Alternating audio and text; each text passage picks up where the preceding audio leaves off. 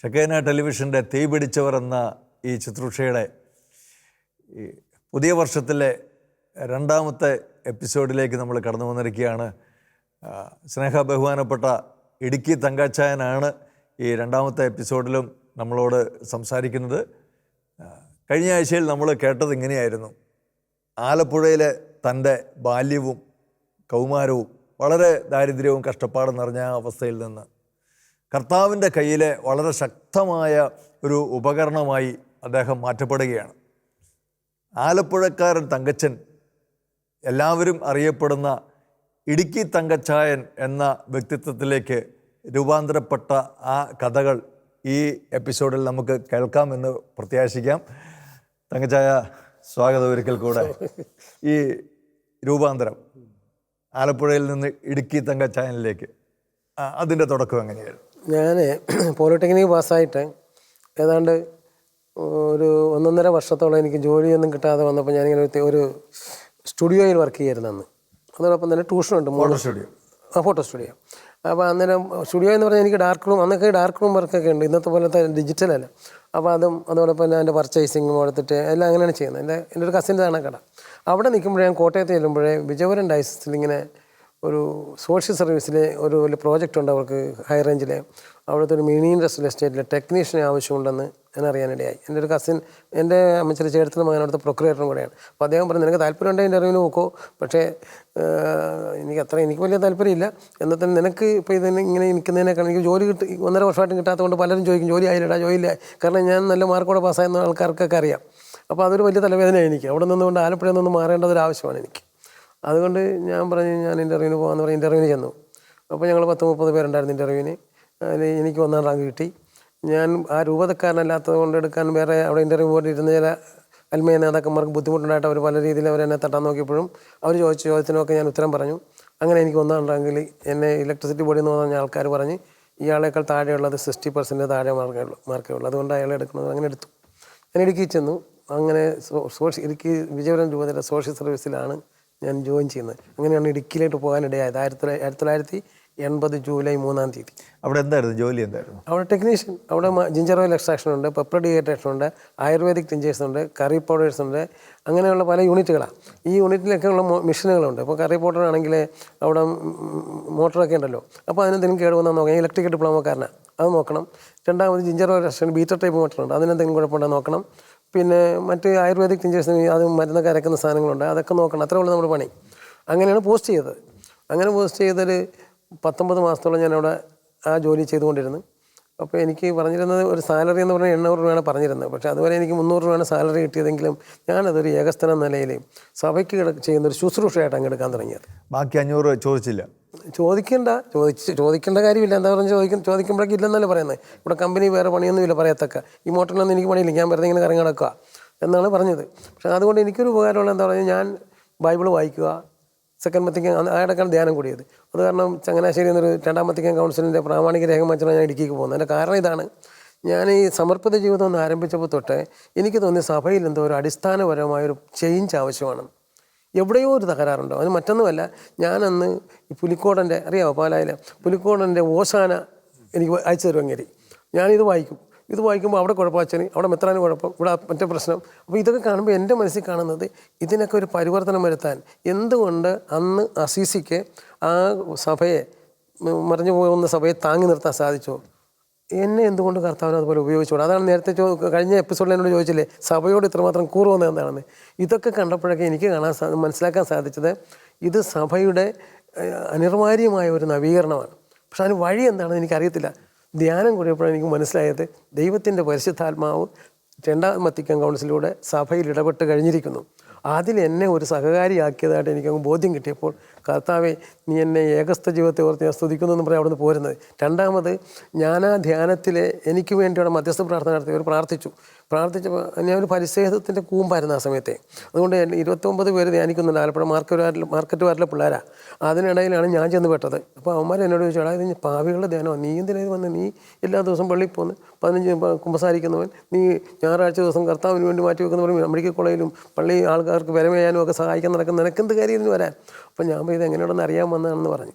അപ്പോൾ 5 പ്രാവശ്യം ബൈബിളും വായിച്ചു കഴിഞ്ഞിട്ടുണ്ട്. അപ്പം ഞാനിങ്ങനെ പരിശേഷത്തിൽ ഇങ്ങനെ ഇരിക്കില്ല. ഇവരെല്ലാവരും 3-ാം ദിവസം കുമ്പസാരിച്ചിട്ട് ഞാൻ കുമ്പസാരിച്ചില്ല. അച്ഛനെ എന്നോട് വിളിച്ച് ചോദിച്ചോളൂ താനെന്തര കുമ്പസാരം? അച്ഛൻ എന്നെ അറിയത്തില്ല, ഞാൻ ഒരു വിശുദ്ധനാകാൻ ആഗ്രഹിക്കുന്ന മനുഷ്യനാണ്.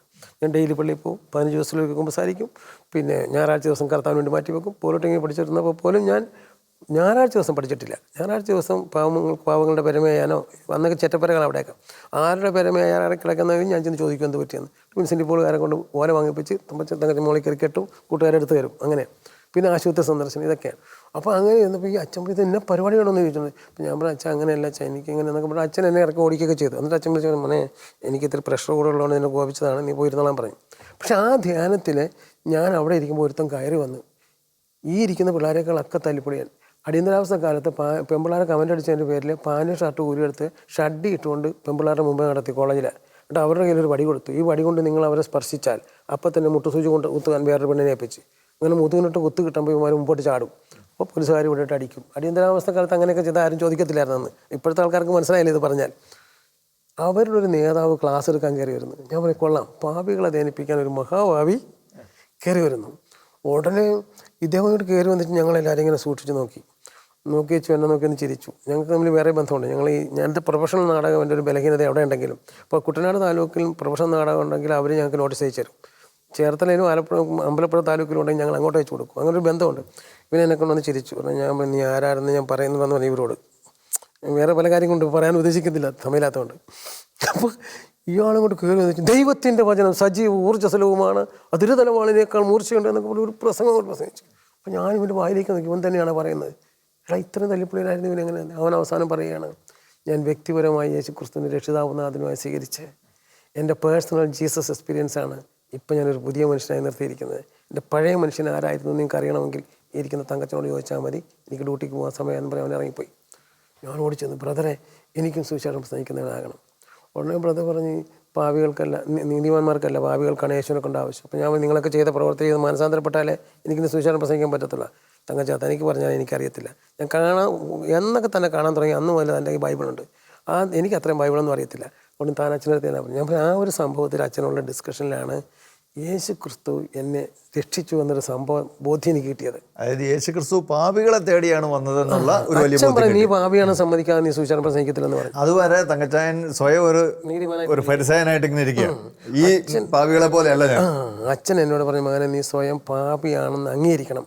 എല്ലാ മനുഷ്യരും പാപം ചെയ്ത് ഒന്നടങ്കം ദൈവദേശർക്കരായി. ആദത്തിൻ്റെ പാപം മനുഷ്യകുലത്തെ മുഴുവൻ പാപമാക്കി. ഞാൻ വിടത്തില്ല. ഞാൻ അച്ഛനോട് ഞാൻ മാമോദീസ സ്വീകരിച്ചപ്പോൾ എൻ്റെ ഉത്ഭവം മാറിയില്ല അച്ഛാ. പിന്നെ അച്ഛൻ എന്താ പറയുന്നത് പാപിയാണ് ഞാനെന്ന്? പിന്നെ ഞാൻ 15 ദിവസത്തിലേക്ക് കുമ്പസാരിക്കുന്നില്ലേ? പിന്നെ അന്നേരം പാപിയാണ് അങ്ങനെയാണ്. അച്ഛൻ പറയും എൻ്റെ മോനെ അങ്ങനെയല്ല മോനെ ഞാൻ പറഞ്ഞത്, നീ യേശു ക്രിസ്തുവിനെ സ്വീകരിക്കണമെങ്കിൽ ക്രിസ്തു ചെയ്ത ക്രൈസ്റ്റ് ഇവൻ്റ്, ക്രിസ്തു സംഭവം നിനക്ക് എന്താണിപ്പം? അപ്പോൾ ഞാനിങ്ങനെ ആരാന വായിക്കുന്ന കാര്യമൊക്കെ പറഞ്ഞു കൊടുത്തു. അതല്ല, നിൻ്റെ ഹൃദയത്തിൽ അത് ബോധ്യപ്പെട്ടാൽ നിനക്ക് അവനോടൊരു കൂറുണ്ടാകും. ആ കൂറുള്ള സ്നേഹമാണ് ഒരു പ്രേക്ഷിതനാക്കി നിന്നെ മാറ്റുന്നത്. അതെന്നെ ഭയങ്കരമായിട്ട് ടച്ച് ചെയ്തു. അത് കഴിഞ്ഞിട്ട് പിന്നെ അച്ഛൻ കൺക്ലൂഷനായിട്ട് പറഞ്ഞു ഈ ധ്യാനം ഇങ്ങനെ ആരംഭിച്ചതിൻ്റെ കാരണം 2ാം വത്തിക്കാൻ കൗൺസിലിലെ ദൈവത്തിൻ്റെ പരിശുദ്ധാത്മാവ് സഭയിൽ ഇടപെട്ടതാണ്. അതുകൊണ്ട് നിങ്ങൾ ഇവിടുന്ന് പോയി കഴിഞ്ഞാൽ 2nd വത്തിക്കാൻ കൗൺസിലിൽ എന്തൊക്കെയാണ് സംഭവിച്ചതെന്ന് ശുശ്രൂഷ ചെയ്യാൻ ആഗ്രഹിക്കുന്നവർ, ദൈവവേലക്കാരാകാൻ ആഗ്രഹിക്കുന്നവർ അത് ചെയ്യണമെന്ന് ഈ അച്ഛൻ പറഞ്ഞ് എന്നോട് പേഴ്സണലായിട്ട് വിളിച്ച് പറഞ്ഞ് നീ അത് വാങ്ങിക്കണമെന്ന്. ഞാൻ ചങ്ങനാശ്ശേരിയിൽ നിന്ന് അതും വാങ്ങിച്ചുകൊണ്ടാണ് ഇടുക്കിക്ക് പോകുന്നത്. ശരിക്കും ആ ധ്യാനത്തിൽ എനിക്ക് തോന്നുന്നു ആ ധ്യാനം തങ്കച്ചായന് വേണ്ടി ക്രമീകരിക്കപ്പെട്ടതുപോലെ അങ്ങനെയായില്ലേ, ഇങ്ങനൊരു വ്യക്തിയെ രൂപപ്പെടുത്തിയെടുക്കാനുള്ള ആദ്യത്തെ ഒരു മൂശയായിരുന്നു അത്. വേറെന്നുള്ളത് എനിക്ക് യേശു ഉയർത്തെണീറ്റ് ഇന്നും ജീവിക്കുന്നവനാണെന്നൊന്നും അത് അറിയത്തില്ലായിരുന്നു. അപ്പോൾ അവിടെ ഒരു തളർവാദ രോഗം കൊണ്ട് ഒരു പെണ്ണുമ്പോൾ വന്നു. അവർ ഭാര്യ പ്രസവിച്ചിട്ട് 30 ദിവസമായുള്ളൂ. അവർ പറഞ്ഞ് ഇങ്ങേരുടെ ഒരു വശം തളർന്നു പോയി, വലത് കൈയും വലത് കാലും. അതുകൊണ്ട് ഇദ്ദേഹത്തെ ഞങ്ങൾ കിടക്കുന്ന ഒരു ഓഡിറ്റോറിയത്തിലാണ്, പള്ളിയിലാണ് ഇത്, ഒരു 10-50 മീറ്റർ അകലെയാണ്. ഇവിടുന്ന് അവിടം വരെ ഒന്ന് കൊണ്ടുപോകാൻ വല്ലവർക്കും പറ്റുമോ? ഞാൻ പറയും എൻ്റെ മുന്നേരത്തി ഞാൻ എപ്പോഴും ആശുപത്രിയിൽ പോയി ഇതൊക്കെ ചെയ്യുന്നതാണ്, ഞാൻ വെക്കോ? രാവിലെ വന്ന് ഞാൻ കുളിപ്പിക്കാമെന്ന് പറഞ്ഞ് അവർ പോയി. അവർ രാവിലെ വന്നപ്പോൾ ഇയാളെ കുളിച്ച് ഡ്രസ്സും ഒക്കെ ഇട്ട് ചെയ്തിരിക്കുന്നു. എന്നോട് ചോദിച്ചു ഇയാളെ കക്കൂസിൽ ആര് കൊണ്ടുപോയി? ഞാൻ കൊണ്ടുപോയി. ആര് ക്ലീൻ ചെയ്ത്? ഞാൻ ചെയ്തു. അതൊക്കെ ചെയ്തിട്ട് ഞാനിത് സാധനം ചെയ്യുന്നതാണ്. അത് പറയുമ്പോൾ പോലും നമുക്കൊരു അഭിമാനമാണ് നമ്മുടെ ഇതാണ്, ഞാനിതൊക്കെ ചെയ്തു. ഞാൻ എൻ്റെ ഇപ്പം എനിക്ക് മനസ്സിലായ ഒരു കാര്യം അതാണ്, ജീസസ് ക്രൈസ്റ്റിനെ കണ്ടുമുട്ടാതെ എന്തെല്ലാം സോഷ്യൽ വർക്ക് ചെയ്താലും അത് വ്യക്തിയായാലും കൊള്ളാം, സമൂഹമായാലും കൊള്ളാം, അത് അഹന്തയിലേക്കും എന്താണ് സെൽഫ് സെൻറ്റേഡ് സ്വയം പ്രേരിതമായി മാറും. അതിൻ്റെ അഹന്ത നമ്മളെ ദൈവരാജ്യത്തിൽ നിന്ന് അകറ്റുമെന്നുള്ള എനിക്ക് ഉറപ്പായിട്ടും മനസ്സിലായ സംഭവമാണ് ആ ധ്യാനത്തിൽ. രണ്ടാമത് എന്നെ സ്പർശിച്ചെന്നറിയാമോ, ഞാൻ ഹൈറേഞ്ചിൽ ഈ ജോലി ചെന്നല്ലോ, അവിടെ ഒരു 150 തൊഴിലാളികൾക്ക് വേണ്ടി വന്നതുകൊണ്ട് ഒരു തീപ്പെട്ടി കമ്പനിയുടെ യൂണിറ്റ് തുടങ്ങി. അപ്പോൾ അതിൻ്റെ മാനേജറായിട്ട് എന്നെ പോസ്റ്റ് ചെയ്തു. അപ്പോൾ ഞാൻ അങ്ങനെ എൻ്റെ മാനേജറായപ്പോൾ അവിടെ വെച്ച് എന്നെ സ്പർശിച്ചൊരു കാര്യം, ഈ ധ്യാനം കൂടി അങ്ങോട്ട് പോകുമ്പോൾ അവിടെ ചെന്നപ്പോൾ എന്നെ സ്പർശിച്ചൊരു കാര്യം, ഞാൻ ഇവർ അറ്റൻഡൻസൊക്കെ വെക്കാൻ വരുമ്പോഴേ ഞാൻ ഇവരോട് പറയും, നിങ്ങൾ എൻ്റെ പുറകെ ജനലിൻ്റെ അടുത്ത് വന്ന് പറഞ്ഞാൽ മതി. എനിക്ക് അത്ര പുച്ഛമായിരുന്നവരാ, ഹൈറേഞ്ചിലെ പാവപ്പെട്ട പെൺകുട്ടികളാണ്. പിന്നെ രണ്ടാമത് ഞാനൊരു സന്യാസ സ്പിരിച്വാലിറ്റി ഉള്ള ഒരു ആത്മീയനാണല്ലോ, ലോകത്തോട് യുദ്ധം ചെയ്യാൻ വേണ്ടി എടുത്ത ഒരാളാണ്, ഏകസ്ഥനാണല്ലോ. അപ്പോൾ ഞാൻ നോക്കുമ്പോൾ ഈ പെൺപിള്ളേരൊക്കെ വീക്കട്ട് ബ്ലൗസുള്ള കാലമാണ്. ഇപ്പോൾ എൻ്റെ മേശപ്പുറത്തിരിക്കുന്ന അറ്റൻഡൻസ് ബുക്കിൽ ഇവർ വന്ന് കുഞ്ഞൊപ്പിടുമ്പോൾ ഞാൻ കർത്താവ് ഞാൻ കാണാത്ത കാഴ്ച കാണരുത് എന്നൊക്കെ പറഞ്ഞ് പ്രാർത്ഥിക്കും. പക്ഷേ സംഗതി നിങ്ങളോട് ഞാൻ പറയുന്നത് എല്ലാവരും വടി പോലെ സ്റ്റഡിയിലേക്ക് വടി ഇങ്ങനെ നിന്ന് വേണം ഒപ്പിടാൻ, ഒറ്റുള്ള എൻ്റെ മുമ്പ് വന്ന് കുഞ്ഞാൻ പാടില്ല. പക്ഷേ അവരനുസരിക്കത്തില്ല. ഞാൻ പറയുന്നത് എല്ലാവരും പുറകെ വന്നിട്ട് അറ്റൻഡൻസ് പറഞ്ഞാൽ മതി. പക്ഷെ ധ്യാനം കൂടിയപ്പോൾ എന്നെ സ്പർശിച്ച് 19 മാസം എൻ്റെ കയ്യിൽ ജോലി ചെയ്ത ഈ പെൺകുട്ടികൾക്ക് ഒരിക്കൽ പോലും ദൈവം ആരാണെന്നും സ്നേഹം എന്താണെന്നും പറഞ്ഞു കൊടുക്കേണ്ടവനായ ഞാൻ, എന്നെ കർത്താവ് അവിടെ അങ്ങനെ കൊണ്ടുപോയിട്ട് ഞാൻ ഇന്ന് വരെ അവരെ കണ്ടിരിക്കുന്നത് ഇൻഫീരിയറായിട്ട്, താഴ്ന്ന മനുഷ്യരായിട്ട്. അതെനിക്ക് വല്ലാതെ വേദന ഉണ്ടാക്കി. തിരിച്ചു വന്നത് ഞാൻ അവരെ നേടുക എന്നുള്ള ലക്ഷ്യത്തിലാണ് ഞാൻ ഇടുക്കിക്ക് പോകുന്നത്. ഇടയ്ക്കൊന്ന് ചോദിച്ചോട്ടെ, ഈ ഒരു വിവാഹം ഒന്നും വേണ്ട എന്നുള്ള ഒരു തീരുമാനം, അത് എന്തുകൊണ്ട് അങ്ങനെ ഒരു തീരുമാനത്തിലേക്ക് അങ്ങനെ ഉണ്ടാകാനുള്ള തീരുമാനം എന്ന് പറഞ്ഞത്, എനിക്ക് ആ പ്രായത്തിൽ എനിക്ക് തോന്നിയത് എങ്ങനെയാണ്, അതായത് ഒരു അവിഭക്ത ഹൃദയത്തോടെ സഭയ്ക്ക് ശുശ്രൂഷ ചെയ്യാൻ ഏറ്റവും നല്ലതാണ് സന്യാസ സഭകൾ. അപ്പോൾ അതിനടുത്തൊരു സ്പിരിച്വാലിറ്റി, ഞാൻ എൻ്റെ അല്ലാത്ത കുറ്റങ്ങളാണ് എടുക്കാത്തത്, പക്ഷെ ദൈവം എന്നെ അത് അഫിലിയേറ്റ് ചെയ്തിട്ടുള്ളൊരു തോന്നലേ. അതിന് കൺഫർമേഷൻ കിട്ടിയ ധ്യാനത്തിലാണ്. ഞാൻ പറയാൻ അത് വിട്ടുപോയത്. ഈ ധ്യാനത്തിൽ വെച്ച് ഇങ്ങനെ ഇരുന്നപ്പോൾ മറ്റേ വിനയാനന്ദച്ചൻ പറഞ്ഞു വിട്ട് അവന് വേണ്ടി ഒന്ന് പ്രാർത്ഥിക്കാൻ പറഞ്ഞു, മധ്യസ്ഥ പ്രാർത്ഥനക്കാരൻ. അവൻ ഇതുവരെ കുമ്പസാരിച്ചിട്ടില്ല. അവർ 10-12 പെണ്ണുങ്ങൾ വന്ന് കാവാലത്തുന്ന പെണ്ണുങ്ങളാണ് എൻ്റെ തലയൊക്കെ വെച്ച് പ്രാർത്ഥിക്കാൻ തുടങ്ങി. ഇപ്പം ഞാൻ ചിന്തിക്കുന്നത് കർത്താവ് ഇതുവരെ അച്ഛന്മാർ മാത്രമേ തലയൊക്കെ വെച്ചിട്ടുള്ളൂ, ചേട്ടത്തിമാരും കൈ വെക്കാൻ തുടങ്ങി. ഇതാണ് ഞാൻ ചിന്തിക്കുന്നത്, നമ്മുടെ പരിസയൻ. പക്ഷേ ഒരമ്മച്ചി 3ാം ക്ലാസ് പോലും പഠിച്ചില്ലാത്തൊരമ്മച്ചി പറയാണ്, എൻ്റെ മകനെ നീ യേശുക്രിസ്തുവിൻ്റെ കൃപാവരത്തിൽ നിന്ന് ശക്തി സ്വീകരിക്കുക, എന്നിൽ നിന്നും കേട്ടവ മറ്റുള്ളവരെ കൂടെ പഠിപ്പിക്കുവാൻ കഴിവുള്ള വിശ്വസ്തരായ ആളുകൾക്ക് പകർന്നു കൊടുക്കുക. സൈനിക സേവനത്തിൽ ഏർപ്പെട്ടിരിക്കുന്ന പടയാളി തന്നെ സൈന്യത്തിൽ ചേർത്തയാളിൻ്റെ ഇഷ്ടം നിറവേറ്റാനുള്ളതിനാൽ മറ്റു കാര്യങ്ങൾ തലയിടാറില്ല, വരുന്ന ക്ലേശങ്ങളെല്ലാം സന്തോഷപൂർവ്വം സ്വീകരിക്കുക. ഇതെന്നെ അങ്ങോട്ട് വല്ലാതെ പിടിച്ചോട്ടച്ച്. എന്താണെന്നറിയാവുക, ഞാൻ ആരോടും പറഞ്ഞിട്ടില്ല ഞാൻ സഭയുടെ പടയാളിയാണെന്ന്. ഇവിടെ പറയുന്ന സൈനിക സേവനത്തിൽ ഏർപ്പെട്ടിരിക്കുന്ന പടയാളി, അത് എൻ്റെ ഏകസ്ഥ ജീവിതത്തിൻ്റെ ഒരു കൺഫർമേഷൻ. ഈ പറയത്തില്ലേ നിത്യവ്രത വാഗ്ദാനം എന്നൊക്കെ പറയല്ലേ, ആ സംഗതിയായിട്ടാണ് എനിക്കവിടെ ഫീൽ ചെയ്തത്. കർത്താവെ, ഇനി ഒരല്പം പോലും ഞാൻ മിച്ചം വെക്കാതെ നിൻ്റെ സഭയ്ക്ക് വേണ്ടി ജീവിക്കുന്നൊരു തീരുമാനം എടുത്താണ് അവിടെ നിന്ന് ഇറങ്ങിയത്. ആ വാക്യമാണ് എന്നെ സ്പർശിച്ചത്. തമ്പുരാൻ്റെ ബാക്കി അവിടെ നടന്ന വാഗ്ദാനങ്ങളെല്ലാം നിറവേറിയിട്ടുണ്ട്. എന്താ അറിയാവുക, എന്നിൽ നിന്നും കേട്ടവ മറ്റുള്ളവരെ കൂടെ പഠിപ്പിക്കാൻ കഴിവുള്ള വിശ്വസ്തരായ ആളുകൾക്ക് പകർന്നു കൊടുക്കുക. കേരള സഭയിലെ എന്നോളം ലീഡേഴ്സിനെ ഫോർമേഷൻ കൊടുക്കാൻ ക്ലാസ് എടുത്തിട്ടുള്ള ഒരു അൽമയൻ ഉണ്ടാകുമെന്ന് എനിക്കറിയത്തില്ല. എല്ലാവർക്കും അറിയാവുന്നൊരു കാര്യമാണ്. കർത്താവ് എന്നെ അങ്ങനെ ഉപയോഗിച്ചു. അതിൻ്റെ അന്നത്തെ വാഗ്ദാനമാണ്. മനസ്സിലായി. ഇപ്പം ദുബായി ചെന്നാൽ, നമ്മൾ UAE ചെന്നാൽ അവിടുത്തെ എല്ലാ എമിറേറ്റ്സിലുള്ള ആൾക്കാർ പറയും, അന്ന് തങ്കച്ചായം വന്ന 1 മാസത്തെ ട്രെയിനിങ് എന്നതിൻ്റെ 15 വർഷം മുമ്പ് ട്രെയിൻ കൊടുത്തതിൻ്റെ ഇപ്പോഴും അവർ സിഗിഡ് ഇട്ട് പുതിയ ആൾക്കാർക്ക് ക്ലാസ് കേൾപ്പിക്കണം അവർ. അതവിടെ മാത്രമല്ല, കേരളത്തിൽ ധ്യാനമന്ദിരങ്ങളിലെ പ്രേക്ഷിതരെ അങ്ങനെ അന്ന് ആ ധ്യാനത്തിൽ വെച്ചാണോ ഈ വിവാഹ ജീവിതം പരിപൂർണമായിട്ടും വേണ്ട? അത് നേരത്തെ തന്നെയുള്ള തീരുമാനമാണ്. ഇതിനൊരു കൺഫർമേഷൻ, ഒരു ഉറപ്പ് കിട്ടി. മാത്രമല്ല ഓർത്ത് നോക്കണം, ഞാൻ അന്ന് 30 വയസ്സേ എനിക്കുള്ളൂ. 32 വയസ്സുള്ള ലീലാമ്മ മുതൽ 18 വയസ്സുള്ള പെമ്പിളാരാണ് എൻ്റെ ഈ തൊഴിലാളികളെന്ന് പറയുന്നത്. എവിടെയും വേണമെങ്കിൽ വീഴാവുന്ന സാഹചര്യമുണ്ട്. പക്ഷേ ഞാൻ പറയും, അവരെന്നെ ഒരു അപ്പനെ പോലെ സ്നേഹിക്കാനും ഞാൻ അവരെ മക്കളെ പോലെ കാണാനും തക്ക വിധം എന്നെ മാറ്റിയത് എൻ്റെ ജീവിതാന്തസ.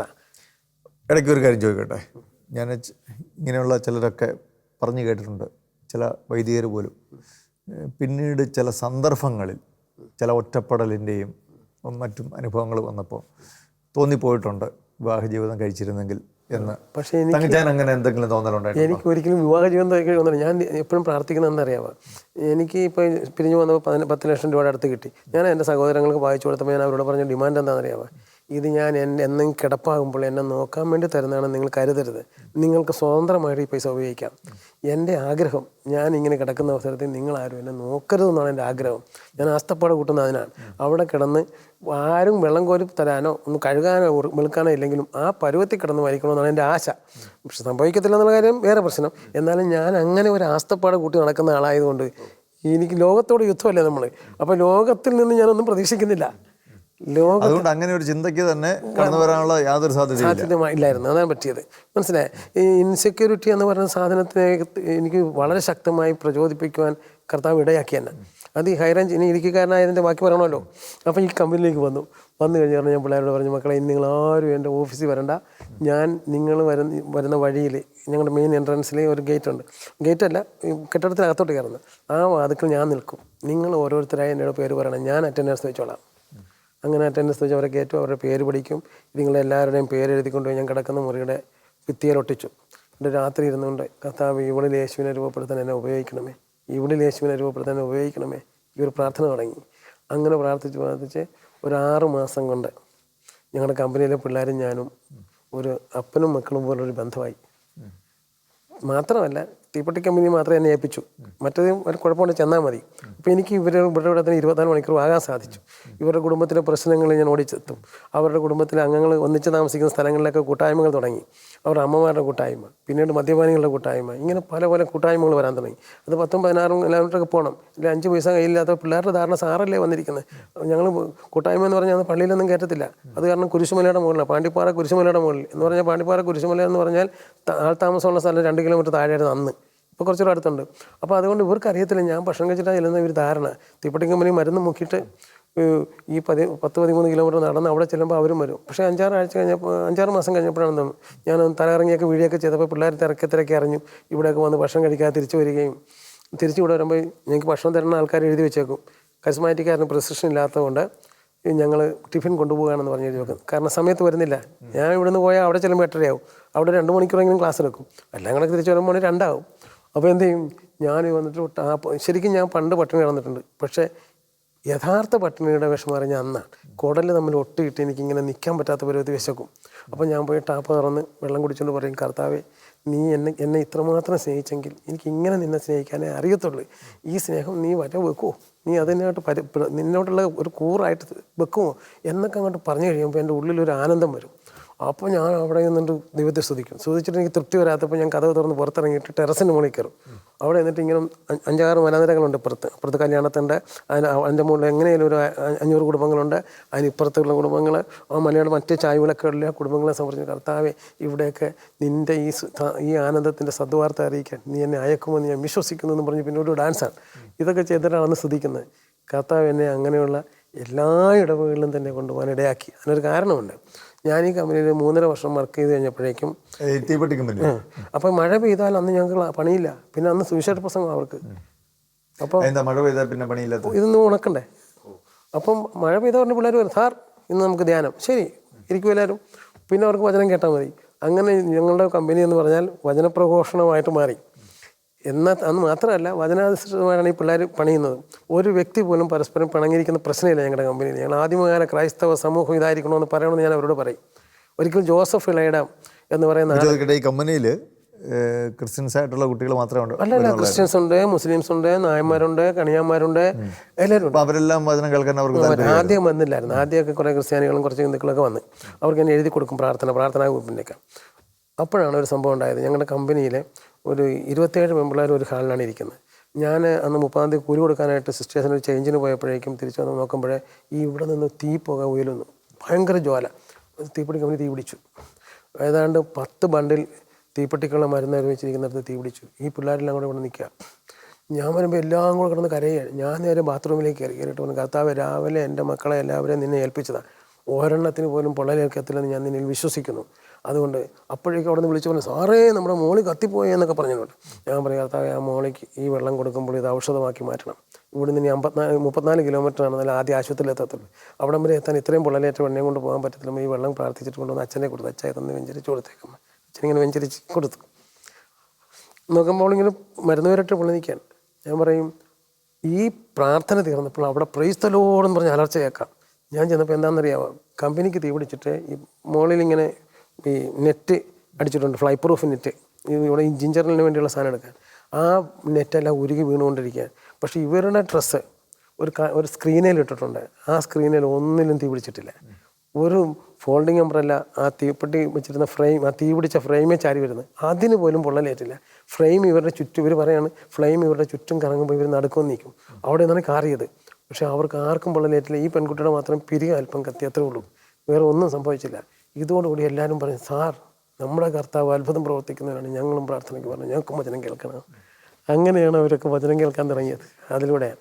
അപ്പോൾ അങ്ങനെ വന്ന് എനിക്ക് പറയാൻ പറ്റും, ആ കുട്ടികളുടെ കുടുംബങ്ങളിലൊക്കെയും ഈശോയെ കൊടുക്കാനായിട്ട് എന്നെ കർത്താവ് ഉപയോഗിച്ചു. മാത്രമല്ല ഈ പിള്ളേരിലെ 11 പേര് കന്യാസ്ത്രീകളായി മാറി. പിന്നീട് തീപ്പെട്ടി കമ്പനിയിൽ പണിക്ക് നമുക്ക് ഊഹിക്കാമല്ലോ, തീപ്പെട്ടി കമ്പനി എന്ന് പറയുമ്പോൾ തന്നെ കാര്യമായ വിദ്യാഭ്യാസമൊന്നും കാണത്തില്ല. മാക്സിമം ഉണ്ടായിരുന്നത് +2 തോറ്റവരാ, മനസ്സിലായ. പക്ഷേ അതിലൊരാളിന്ന് ഒരു കൊല്ലത്തെ ബെൻസീർ ഹോസ്പിറ്റലിൽ അഡ്മിനിസ്ട്രേറ്ററായി മാറി. അവിടെ നിന്ന് ഇപ്പോൾ പോയിരിക്കുന്നത് പഞ്ചാബിലാണ്. അപ്പം അതെന്ന് ബാക്കി 3-4 പേര് +2 പ്രിൻസിപ്പാളുമാരാണ്. ആ ലെവലിൽ കർത്താവ് അവരെ ഉയർത്തി. മാത്രമല്ല ഒരിക്കൽ ഞാൻ ഡൽഹിയിൽ ഒരു ധ്യാനം കഴിഞ്ഞ് നിൽക്കുമ്പോൾ അവിടുത്തെ അന്ന് മെത്രാൻ മരിച്ച ദിവസമായിരുന്നു. അവിടുത്തെ പിതാവിൻ്റെ മരണത്തോടനുബന്ധിച്ച് എന്നോട് രൂപതയെന്ന് പറഞ്ഞ്, തങ്കച്ചൻ അവിടെ നിന്നാൽ ഇവിടെ തട്ടങ്കിൽ പിതാവിൻ്റെ പട്ടാഭിഷേകമാണ്, അതുകൊണ്ട് തന്നെ ഞങ്ങൾ പ്രതിനിധിയായിട്ട് നിർത്തിയിരിക്കുകയാണ്. അവിടെ 3 അച്ഛന്മാർ നമ്മുടെ രൂപതയുള്ള അവിടെ ഉണ്ടല്ലോ, നിങ്ങൾ 4 പേരോടെ പ്രതിനിധികൾ. ഞാനങ്ങനെ നിൽക്കുമ്പോൾ റിസപ്ഷൻ്റെ കാര്യമാണ് ഞങ്ങളെ ഏൽപ്പിച്ചിരുന്നത്. അപ്പോൾ ഇങ്ങനെ VIPs ഒക്കെ വരുന്നു. അപ്പോൾ ഞാൻ ഒരു സിസ്റ്റർ ഈ മാതാമ്മയെ പോലെ ഉടുപ്പൊക്കെ ഇട്ട് അതിന് ഓടി വെച്ചു, സാർ എന്നെ അറിയുമോ? ഞാൻ ഓർക്കുന്നില്ല. അയ്യോ ഞാനല്ലേ തീപ്പെട്ടി നമ്മൾ സിനിമ ഉള്ളു, ഞാനിപ്പോൾ ജർമ്മനിയിലാ. പണ്ട് തീപ്പെട്ടി കമ്പനിയിൽ മരുന്ന് നിറയ്ക്കാൻ വന്നിരുന്ന സിനിമകള് ഇപ്പൊ ജർമ്മനിയില് കന്യാസ്ത്രീ. അയ്യോ, അത് കഴിഞ്ഞപ്പോൾ ഞാൻ ഇവിടെ ചെന്നു, ഈ പാതുവായിൽ പോയി വന്നു കഴിഞ്ഞപ്പോൾ എനിക്കൊരു ഫോൺ, സാർ ഇവിടെ വന്നിട്ട് എന്നെ വിളിക്കാതെ പോയെന്ന് മോശമാണ് കേട്ടാ, ഞാനിവിടെ പാതുവായിൽ ഇവിടെ സാർ വന്ന സമയത്ത് ഞാൻ എങ്ങോട്ട് പോയി സാർ, എനിക്ക് കാണാൻ പറ്റില്ല, ഞാൻ ഇവിടെയാണ്. ആരാണ്? പാണ്ടിപ്പാറയിലെ ഒരു കുട്ടി, അവിടെ കന്യാസ്ത്രീയാണ്. അങ്ങനെ കർത്താവ് അങ്ങനെ. ഇത് മാത്രമല്ല, കമ്പനിയിലെ സമയം പണി കഴിഞ്ഞാലുടൻ സുവിശേഷം പ്രസംഗിക്കാതിരിക്കാൻ എനിക്ക് പറ്റത്തില്ല. അപ്പോൾ ഞാനെന്ത് ചെയ്യും, ഈ കിട്ടുന്ന 2-3 പേരെ പിടിച്ച് ഒരു സെല്ല് തുടങ്ങി, ഞങ്ങൾ ചെറിയ ഒരു 12 പേരുടെ. ആ സെല്ലിലൂടെ ഭയങ്കരമായിട്ട് കർത്താവ് ഇങ്ങനെ ഞങ്ങൾ ഉപയോഗിക്കാൻ തുടങ്ങി. ശരിക്കും ഈ ഇടുക്കി ജില്ലയിലെ ഒരു കുഗ്രാമത്തിലെ ആ തീപ്പെട്ടി കമ്പനിയിൽ നിന്ന് പിന്നെ അവിടുന്ന് എങ്ങനെയാണ് ഈ പുറത്തേക്ക്, അതായത് കേരളത്തിൻ്റെ വിവിധ ഭാഗങ്ങളിൽ എല്ലാ രൂപതകളിലും അതുപോലെ തന്നെ ഇന്ത്യക്ക് പുറത്തേക്കും അങ്ങനെയൊക്കെ ആ ശുശ്രൂഷ വികസിക്കാൻ അതെങ്ങനെയാണ് അതിൻ്റെ കാരണം? അതിൻ്റെ കാരണമായത് ഞാൻ പറഞ്ഞില്ലേ, എനിക്ക് സഭയാണ് മെയിൻ. അതുകൊണ്ട് ഞങ്ങളുടെ പള്ളിയിൽ ഒരു പ്രാർത്ഥനാ ഗ്രൂപ്പുണ്ട്. ആ പ്രാർത്ഥനാ ഗ്രൂപ്പിൽ ഞാൻ ഈ വ്യാഴാഴ്ച അത്താഴം കഴിച്ചാൽ പിന്നെ ഞാൻ ശനിയാഴ്ച 5 മണിക്കത്തെ പ്രാർത്ഥന കഴിഞ്ഞാലേ, പ്രെയർ മീറ്റിംഗ് കഴിഞ്ഞാലേ ഭക്ഷണം കഴിക്കത്തുള്ളൂ. ശനിയാഴ്ച രാവിലത്തെ വൈകുന്നേരത്തെ 5 മണിക്ക്. അപ്പോൾ അതിനോടകം തീപ്പെട്ടി കമ്പനിയിൽ 640 ഫ്രെയിം എടുത്ത് മുക്കേണ്ട പണിയൊക്കെ ഉണ്ട്. ഒരു ഫ്രെയിമിന് 6.5 കിലോ ഭാരമുണ്ട്. അതെടുത്ത് മെഴുകു മുക്കി, മരുന്ന് മുക്കി, ഹോട്ട് പ്ലേറ്റ് വെച്ച് അങ്ങനെ 5-6 പ്രാവശ്യം കയറണം. അതൊക്കെ ചെയ്യും. എന്നാലും ഭക്ഷണമൊന്നും കഴിക്കത്തില്ല. എന്താണെന്നറിയാമോ, ഞാൻ അവിടെ ചെന്നപ്പോൾ എനിക്ക് മനസ്സിലായത്, സഭയെ നവീകരിക്കണമെങ്കിൽ ആയുധങ്ങൾ വേണം, വരങ്ങൾ വേണം. അപ്പം ഞങ്ങളുടെ പ്രാർത്ഥനാ ഗ്രൂപ്പിലെ ശക്തമായ വരങ്ങൾ പ്രവർത്തിക്കാൻ തുടങ്ങി. ഒരിക്കലും ജില്ലാ ആശുപത്രിയിലെ ഡോക്ടർ, ഞങ്ങളുടെ ഇടക്കിടക്ക് പ്രാർത്ഥനാ ഗ്രൂപ്പ് വരുന്നതാണ് കൃഷ്ണൻകുട്ടി സാർ. അദ്ദേഹം മരിച്ചുപോയി. അദ്ദേഹം എന്നോട് വിളിച്ചപ്പോൾ, തങ്കച്ച ഒരു പെൺകുട്ടി, നിങ്ങളുടെ കമ്പനിയിലുള്ള ഒരു പെൺകുട്ടി ഇവിടെ പെപ്റ്റിക് അൾസറായിട്ട് കിടപ്പുണ്ട്, അവൾ മരിച്ചു പോകും, നിങ്ങളുടെ പ്രാർത്ഥനാ ഗ്രൂപ്പിൽ കിടന്ന ഒരു ആശ്വാസമെങ്കിലും കിട്ടുമല്ലോ, ഞാനിങ്ങോട്ട് വിടട്ടെ എന്ന് പറഞ്ഞു. അങ്ങനെ വണ്ടി കൊണ്ടുവന്ന് ഇവിടെ കൊണ്ടുവന്ന് കിടത്തി. ഇവിടെ കിടത്തുമ്പോൾ ഞങ്ങൾ നമ്മളെ പ്രാർത്ഥിക്കാൻ തുടങ്ങി, 1 തൊട്ടാലും നാദാന്നും പറഞ്ഞ് പ്രാർത്ഥിക്കുമ്പോൾ ഇവൾ അങ്ങോട്ട് ഉരുളുന്നു ഇങ്ങോട്ട് ഉരുളുന്നു. അപ്പോൾ സിസ്റ്റേഴ്സ് പിടിക്കാൻ പോയപ്പോൾ കോർഗ്രൂപ്പങ്ങൾ പറഞ്ഞു, സിസ്റ്ററെ പിടിക്കരുത്, പരിശുദ്ധാത്മാവ് അവളുടെ കൂടുതലത്തിൽ ഇപ്പോൾ ഓപ്പറേഷൻ ചെയ്യുകയാണ്, ഞാൻ കാണുന്നത് ഇങ്ങനെയാണ് എന്നൊക്കെ പറഞ്ഞ് കുറേ പ്രവചനങ്ങളൊക്കെ പറയുന്നത്. ഈ പെൺകുട്ടികൾക്കൊക്കെ വരങ്ങളൊക്കെ പ്രത്യക്ഷപ്പെട്ടു തുടങ്ങി. പിന്നെ പലർക്കും ഉണ്ടായിരുന്നു നല്ല ശക്തമായ വരങ്ങൾ. അപ്പോൾ ഇങ്ങനെ ഇവൾ അങ്ങോട്ട് ഉരുളും ഇങ്ങോട്ട് ഉരുളും. ഒരു 5 പ്രാവശ്യം ഉരുണ്ട് കഴിഞ്ഞിട്ട് അവൾ എണീറ്റിരുന്നു. അവിടെ മരിച്ചു പോകുമെന്ന് പറഞ്ഞ് കിടന്ന പാർട്ടിയാണ്. എണീറ്റിരുന്നെന്നല്ല, നടന്ന് വന്ന വണ്ടി കയറിപ്പോയി. അവൾ ഇന്ന് ഒരു ദിവസം കൊണ്ട് തന്നെ ഒറ്റ സംഭവം, ആ ഒരൊറ്റ പ്രെയർ മീറ്റിംഗ് നടന്ന സംഭവം, ഇതവിടെ മുഴുവൻ പോപ്പുലർ ആയില്ലേ. അപ്പോൾ ഒരു കാര്യം ചോദിക്കട്ടെ തങ്കച്ചായ, ഈ പെൺകുട്ടികൾ അവർ തങ്കച്ചായം കൊടുക്കുന്ന വചനവും ഉപദേശങ്ങളും മാത്രമല്ലാതെ വേറെ എവിടെയെങ്കിലും ധ്യാനം, അവിടെ ഞങ്ങൾ 3-4 മാസത്തിലൊരിക്കൽ ഒരു ധ്യാനം ഉണ്ട് ആ പള്ളിയിൽ, ഞങ്ങളുടെ സ്ഥാപനത്തിൽ ഇവർക്ക് വേണ്ടി. അത് കേരളത്തിലെ പ്രമുഖരായ ധ്യാനഗുരുക്കന്മാരൊക്കെ വന്ന് ധ്യാനിപ്പിക്കും. ധ്യാനം കഴിഞ്ഞാൽ പിന്നെ അതാണ് ഞങ്ങളുടെ ഒരു മാസത്തെ പിന്നെ അതിൻ്റെ റിവിഷൻ. അങ്ങനെയാണ് ഈ പിള്ളേർ വളർന്നത്. പിന്നെ വേറെ ഒന്നുണ്ട്, അത് ഇങ്ങനെ ഒരു അത്ഭുതം. അത് കഴിഞ്ഞപ്പോൾ ഒരിക്കലും ഞാൻ ഒരു ഹോസ്പിറ്റലിൽ ചെന്നപ്പോൾ ഒരു പെൺകുട്ടി പ്രസവിച്ചിട്ട് അധികം നാളായിട്ടില്ല. ഇപ്പോൾ ഞങ്ങളുടെ കമ്പനിയിൽ ഒരാളിനെ കാണാൻ പോയത് ഞാൻ. അവൾ പറഞ്ഞു, സാറേ ഒന്ന് ആ കുട്ടിക്ക് വേണ്ടി പ്രാർത്ഥിക്കാം. അവളുടെ അമ്മയോട് ഞാൻ ചോദിച്ചപ്പോൾ പറഞ്ഞു അവൾക്ക് പനിയാണെന്ന് പറഞ്ഞു. അപ്പോൾ ഞാൻ ഇവളോട് ഒന്നിച്ചും പറഞ്ഞു, കർത്താവിനോട് പറഞ്ഞ് ആ അമ്മച്ചി ഞാൻ പ്രാർത്ഥിക്കുന്നത് ഇഷ്ടമല്ലാത്തതുകൊണ്ട് പനിയാണെന്ന് പറഞ്ഞ്, അവൾക്ക് എന്തോ സീരിയസ് ആയിട്ടുള്ള അസുഖമാണെന്ന് എനിക്ക് തോന്നണമെന്ന് പറഞ്ഞു. അതുകൊണ്ട് മോളെ ഞാൻ അവിടെ നിന്ന് പ്രാർത്ഥിച്ചു. പക്ഷേ അതിൻ്റെ ഫലം കാണുമെന്ന് എനിക്കറിയത്തില്ല. പക്ഷേ ഞാൻ വീട്ടിൽ വന്ന് 1 മണിക്കൂർ കഴിഞ്ഞ് 2 മണിക്കൂർ കഴിഞ്ഞപ്പോഴേക്കും ഒരു ജീപ്പ് വന്ന് ഒരു പെണ്ണിനെ ഷീറ്റൊക്കെ ഇട്ട് മുതഞ്ഞു മൂടി പൊതിച്ചു മൂടി, ഇവിടെയും ഒരു ബെൽറ്റ്, ഇവിടെ ഒരു ബെൽറ്റ്, കൈയൊക്കെ ഇങ്ങനെ വെച്ച് ബെൽറ്റ് ഇട്ട് ഈ ലാസറിനെ കൊണ്ടുവരുന്ന പോലെ കൊണ്ടുവന്ന് നിർത്തിയിരിക്കുകയാണ്. അവർ പറഞ്ഞു, സാർ ഞങ്ങൾ ഹിന്ദുക്കളാണ്, ഞങ്ങൾ ഇവളെ പ്രസവിച്ചിട്ട് 16 ദിവസമായുള്ളൂ, ഇവിടെ കുഞ്ഞിന് മുല കൊടുക്കത്തില്ല, ഇവളെ പ്രസവിച്ച് കഴിഞ്ഞ അന്ന് കൊച്ചിന് എൻ്റെ ഇത്തിരി വേറെ എന്ത് ചെയ്യാനായിട്ട് അവിടെ കിടന്നപ്പോൾ ഇവിടെ കൊണ്ട് ഇവിടെ കിടത്തിച്ച് വരില്ല, അവൾ അങ്ങോട്ട് പോയി. തിരിച്ചു വന്നപ്പോൾ ഇവിടെ കാണാനില്ല. ഇവൾ കുറ്റിക്കാട്ടിൽ പോയിരിക്കുകയാണ്, തുണി കൊടുക്കത്തില്ല, നൂൽ ബന്ധം സമ്മതിക്കത്തില്ല, എല്ലാ ആഴ്ചകളെ ആളുകൾ ഞങ്ങൾ അവിടെ കൊലഞ്ചേരി കൊണ്ടുപോയി, അവിടെ കൊണ്ടുപോയി ഇവിടെ കൊണ്ടുപോയി. ഇത് കണ്ടാൽ ഈ രക്തമൊക്കെ പിടിച്ചിരിക്കുന്ന ഒരു മന്ത്രവാദി പിടിച്ചിങ്ങനെ കുലുക്കിയതാണ് നിങ്ങൾക്ക് പറയാം. അപ്പോൾ ജെയിംസ് നമ്മുടെ ഹോട്ടലിലെ ജെയിംസ് കുട്ടി എൻ്റെ പറഞ്ഞു, തങ്കച്ച നമ്മളെപ്പോലുള്ള അൽമേൽ ഈ കാര്യങ്ങളൊന്നും പിടിക്കരുത്, ഇതുപോലെ പിശാച വല്ലതൊക്കെയാണ്, ഇത് അച്ചമതി ചെയ്യേണ്ട കാര്യമാണ്. ഞാൻ പറഞ്ഞു, ജെയിംസ് കുട്ടി വചനപ്രഘോഷകനാണ്, താൻ താറാവ് മുട്ടയിടുന്ന പോലെ ഇട്ടാൽ മാത്രം മതി, ഞാനൊരു ലീഡറാണ് ഇവിടുത്തെ, എനിക്ക് കോഴി മുട്ടയിടുന്ന പോലെയാണ്, ഇതിനെ വിടാൻ പറ്റിയില്ല, ഇതിനെ വിരിയിക്കണം, അത് പരിശുദ്ധാത്മാവ് ചെയ്യേണ്ട പണിയില്ല, നമുക്കെന്താണെന്ന് പരിശുദ്ധാത്മാവ് ചെയ്തോട്ടെ എന്ന് പറഞ്ഞ് ഞാൻ വിളിച്ച് ഇവിടെ ഇരുത്തി. ശരിക്കും പറഞ്ഞാൽ ഒരു കൗൺസിലിംഗ് കൊണ്ട് അവളുടെ റൂട്ട് കോസ് കണ്ടെത്തി 16 ദിവസമായിട്ട് മുല കൊടുക്കാത്ത കൊച്ചിന് മുല കൊടുക്കാനും അവളെ ഡ്രസ്സ് ധരിക്കാനും അവൾ സുബോധമുള്ള ആളായി ആശുപത്രിയിൽ ഡിസ്ചാർജ് ചെയ്ത് വീട്ടിൽ പോയി. അപ്പോൾ അതോടെ SNDPക്കാർ കുറേ പേര് ഞങ്ങളുടെ പ്രാർത്ഥനാ. ഞാൻ ഉടനെ പറയുന്നത് എന്താണെന്നറിയാമോ, 10 പേര് തികച്ചു വന്നാൽ പറയും തൊട്ടടുത്ത പള്ളിയിൽ ഞാൻ വന്ന് പ്രയർ ഗ്രൂപ്പ് തുടങ്ങിത്തരാം, ഇവിടെയും അവിടെ യേശു ഒരാളാണ്. അങ്ങനെ 17 പ്രാർത്ഥനാ ഗ്രൂപ്പ് അവിടെയുള്ള പള്ളികളിൽ ഇവിടെ വന്ന് പ്രാർത്ഥിക്കുന്നവരെ കൊണ്ട് 10 കൂടിയവരെ കൊണ്ട് തുടങ്ങി. അതാണ് ഞങ്ങളുടെ സബ്സോൺ. പിന്നീട് ആ കാലഘട്ടത്തിൽ തന്നെ ശക്തമായ കൃപാവരങ്ങൾ തങ്കച്ചാനിൽ എന്നിൽ മാത്രമല്ല ഞങ്ങളുടെ കമ്പനിയിലെ പിള്ളേരിലും സാധാരണക്കാരായ കുട്ടികൾ. അത് സഭയിൽ ഒരു വാർത്തയായി കാണുമല്ലോ. കാരണം വലിയ വിദ്യാഭ്യാസമോ വലിയ ദൈവശാസ്ത്രമോ ഇതൊന്നും ഇല്ലാത്ത ഹൈറേഞ്ചിലെ നവീകരണത്തെ വളരെയധികം സ്വാധീനിച്ച സംഭവങ്ങളാണത്. ഒരിക്കലും ഒരു പള്ളിയിൽ ചെന്നപ്പോൾ അച്ഛൻ പറഞ്ഞു, ഇവിടാവേ ഇവിടെയെങ്കിലും വേണ്ട, നീ ഭക്തിപ്രാന്തി പിടിച്ച് എനിക്ക് വിഷമം ഉണ്ടെന്നൊക്കെ പറഞ്ഞാൽ വിട്ടതാ. പക്ഷേ ഒരു 6 മാസം കഴിഞ്ഞപ്പോൾ അച്ഛൻ വിളിച്ചത്, തങ്കച്ചാ ഇവിടുത്തെ കപ്പിയാർ എൻ്റെ ഭാര്യ അസുഖമായിട്ട് കിടക്കുക. ഞാൻ എന്ത് പറ്റി വെച്ചാൽ അത് അവൾ ഭക്ഷണം കഴിക്കുന്നില്ല, 40-41 ദിവസമായി, ഈയിടെ കാല് വെട്ടിക്കറി വെച്ചിരിക്കുന്നു, അത് പാസ്റ്റർ വിരൽ മുറിച്ച് കളഞ്ഞു കപ്പയുടെ ഭാര്യ, ഇത് എവിടെ പോയെന്ന് അറിയത്തില്ല, അതുകൊണ്ട് നിങ്ങൾ പോയെന്ന് പ്രാർത്ഥിക്കാൻ പറഞ്ഞു. ഞങ്ങളവിടെ ചെന്ന്, ഞങ്ങളുടെ കോർക്ക് 8 പേരുണ്ട്, ഞങ്ങൾ 3 ആണുങ്ങളും 5 ആണുങ്ങളും 3 പെണ്ണുങ്ങളുമാണ്. ഞങ്ങളവിടെ ചെന്ന് പ്രാർത്ഥന തുടങ്ങി, സ്തുതിക്കാനായിട്ട് തുടങ്ങി. പറഞ്ഞാൽ ഇവരിങ്ങനെ എന്നെ സൂക്ഷ്മമായിട്ട് അവർ തളർന്ന് കിടന്നിട്ട് ട്രിപ്പ് കെട്ടിയിട്ടിരിക്കുന്ന പെണ്ണുമ്പോളെ അവർ സൂക്ഷ്മമായിട്ട് നോക്കിയിട്ട് ചോദിച്ചു, നീ ആരാണെന്ന് ചോദിച്ചു.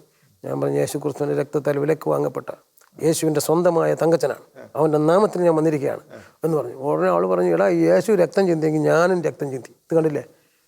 അപ്പം ഞാൻ പറഞ്ഞു, ഇവരോട് പറഞ്ഞു, നമുക്ക് ഇത് സംഗതി മറ്റവനാണ്, അതുകൊണ്ട് നമുക്ക് ഭാഷ വരുത്തി പ്രാർത്ഥിച്ചാൽ മതി, അൽമേയർക്ക് പിശാചുക്കളെ ബഹിഷ്കരിക്കാൻ അവകാശമില്ലല്ലോ, അതുകൊണ്ട് ഞങ്ങൾ ഭാഷ വരുത്തി പ്രാർത്ഥിക്കാൻ തുടങ്ങി.